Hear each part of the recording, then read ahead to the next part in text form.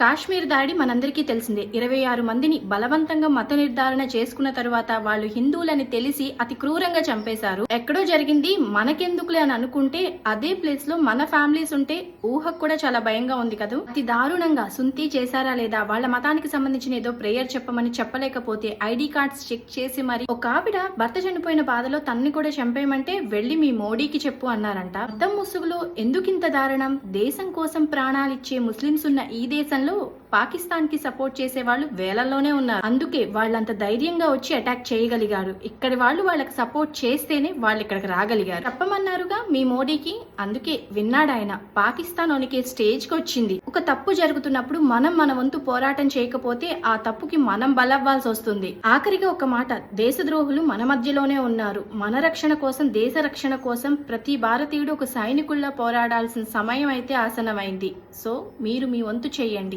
Jai Hind.